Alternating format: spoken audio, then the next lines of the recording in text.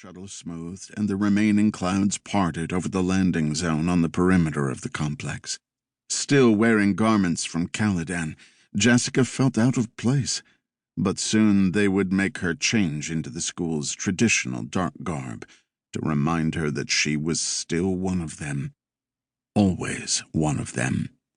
Wallach 9, with its weak sun and chill climate, had long been a place where young women of the Order either rose to the challenges or failed.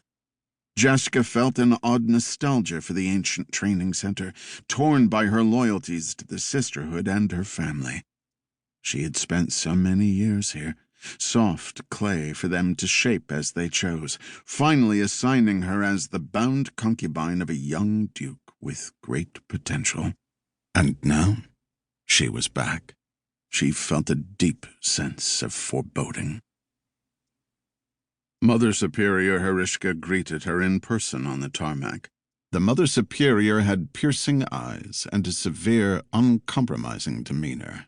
Despite her age, the old woman's skin was remarkably tight and smooth, possibly from the geriatric effects of the melange she consumed regularly.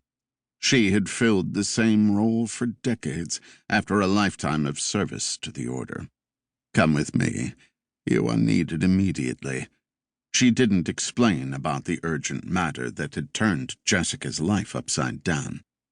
Despite her advanced years, Herishka set a brisk pace, moving like a military commander leading a charge against enemy lines. They entered a large new administration building that had been built with a generous donation from old Viscount Alfred Tull, whose name was on a plaque by the entrance. "I want you to see this first before you attempt to settle in. We may not have much time," Herishka said. "You need to know the reason you are here and why it is so important." Yes, she thought, I need to know that. As Jessica followed her up wide stairs and down long corridors, she absorbed peripheral details, but did not ask questions, though a desperate curiosity clamored inside. In an isolated section of the third floor, Herishka led her to a viewing window that looked into a large medical chamber with a closed door. Two other sisters remained there, outside the plaza like guardians, but Jessica stepped up to the window, determined to see.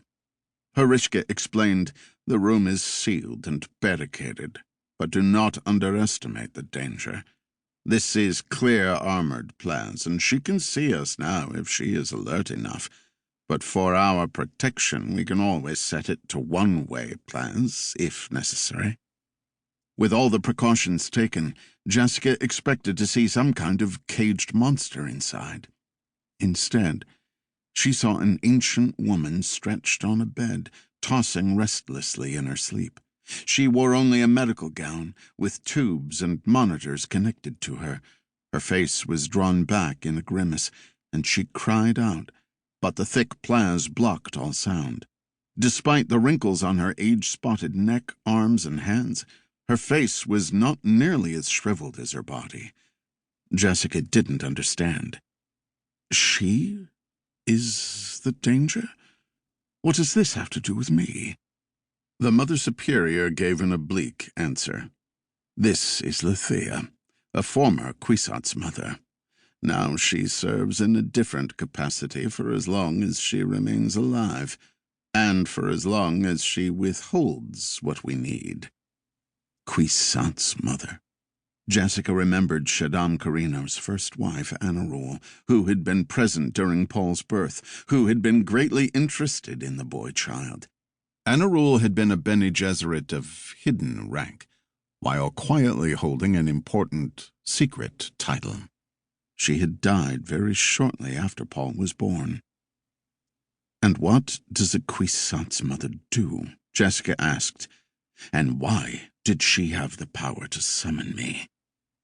"Like a guild navigator foreseeing safe pathways throughout the stars, so a Kwisatz Mother can see each thread in the immense tapestry of our breeding plans.